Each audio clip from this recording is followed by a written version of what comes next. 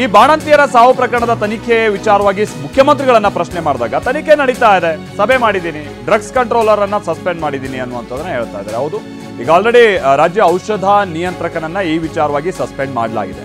But ಯಾವ ಕಾರಣಕ್ಕೆ ಸಾವಾಗಿದೆ ಅನ್ನೋದ್ರ ಬಗ್ಗೆ ತನಿಖೆ ನಡೀತಾ ಇದೆ.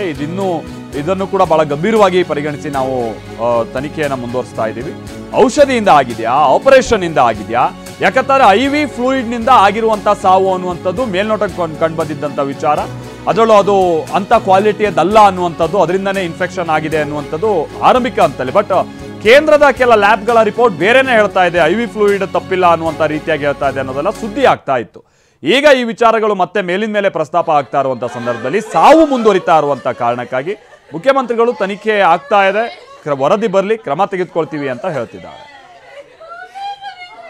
ಯಾಕೆ ಸತ್ತಿರೋದು ಅಂತಕ್ಕಂಥದ್ದು ನೋಡ್ಬೇಕಲ್ಲ. ಬಾಣಂತಿಯವರು ಅನೇಕ ಕಡೆಗಳಲ್ಲಿ ಸಾಯ್ತಾರೆ.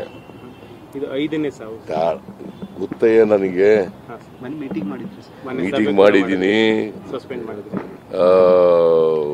ಡ್ರಗ್ಸ್ ಕಂಟ್ರೋಲರ್ನ ಸಸ್ಪೆಂಡ್ ಮಾಡಿದ್ದೀವಿ, ಇನ್ನೊಬ್ರು ನೋಟಿಸು ಕೊಟ್ಟಿದ್ದೀವಿ, ಎಲ್ಲ ಮಾಡಿದ್ದೀವಿ. ಇದನ್ನು ಕೂಡ ವಿಚಾರ ಮಾಡ್ತೀನಿ ನಾನು. ಅದು ನಮ್ಮ ಔಷಧಿಯಿಂದ ಮಾಡಿದ್ಯಾ ಅಥವಾ ಡಾಕ್ಟ್ರಿಂದ ಆಪರೇಷನ್ ಮಾಡೋದ್ರಿಂದ ಸತ್ತಿದ್ದಾರ, ಇನ್ಯಾವುದೇ ಕಾರಣದಿಂದ ಸತ್ತಿದಾರ ಅಂತ ನೋಡ್ತೀನಿ ನಾನು. ಇನ್ನೂ ನೋಡಿಲ್ಲ. ಯಾಕೆ